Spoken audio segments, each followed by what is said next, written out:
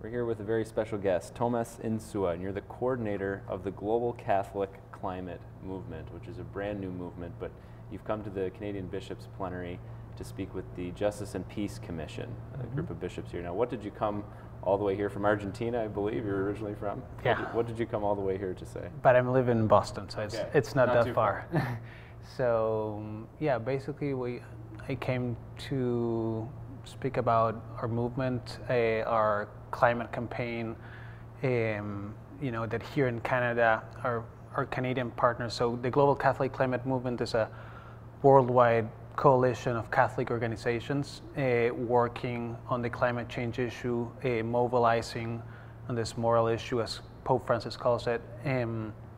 And well, here now this month, our Canadian counterparts, partners, the Development and Peace, they are launching their climate campaign, aiming to mobilize Canadian Catholics, Canadian parishes, to ask the government for bold action against climate change, and also asking for our individual conversions of lifestyles.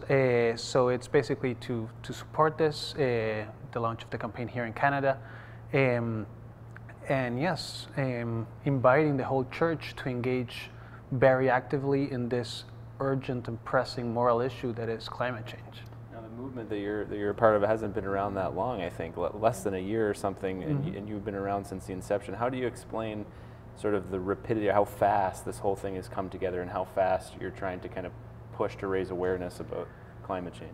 Yeah, so the Global Catholic Climate Movement, GCCM, it's grown really fast, and we launched only in mid-January, so that's 8 months ago, and it grew so fast because basically we're following the lead of Pope Francis. It's really easy for us.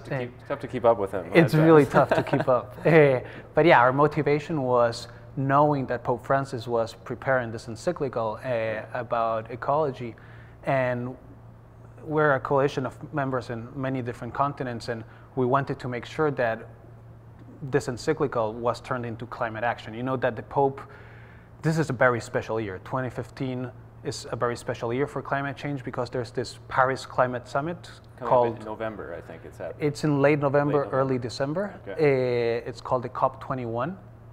And it's a really important meeting. It's basically world leaders will be negotiating the next climate treaty. It's a really special year.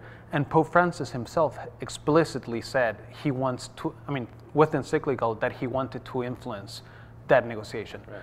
So knowing that the Pope was preparing this encyclical, we created this movement, this coalition, aiming to mobilize the church all over the world for climate action. And give me an example of it, a specific initiative. What's something that you're doing in these months to prepare for that? So our main campaign right now, and this is something I would invite the audience to join, is the Catholic Climate Petition.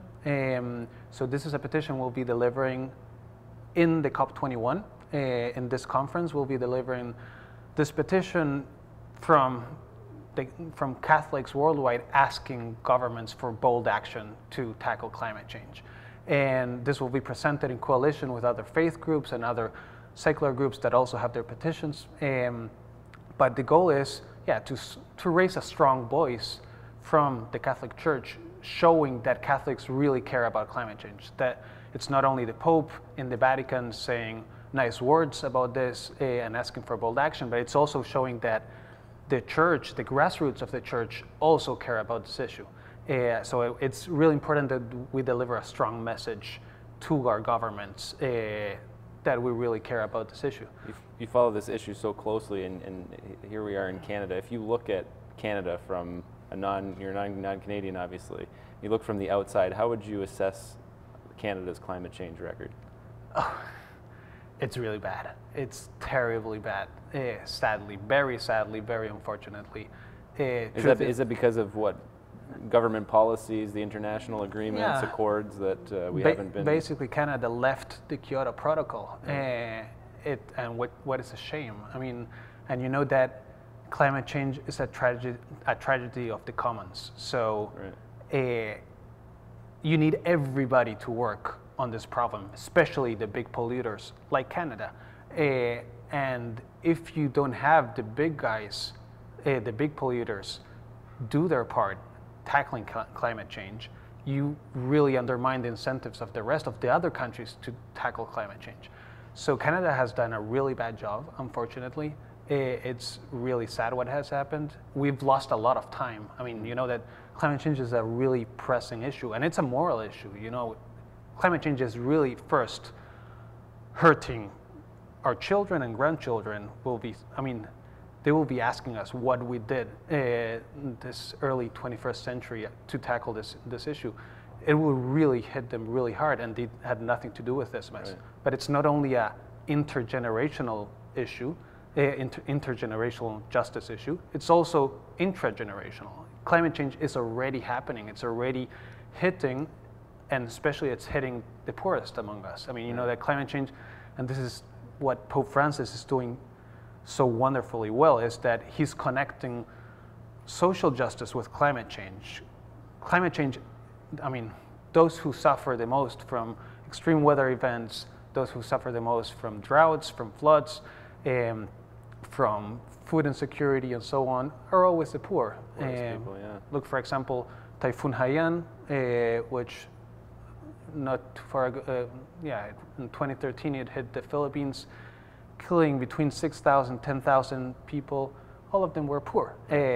And so the overconsumption and our reliance on fossil fuels, especially from the rich countries, is really hurting the poor. Right. So it's really sad that Canada has done so little.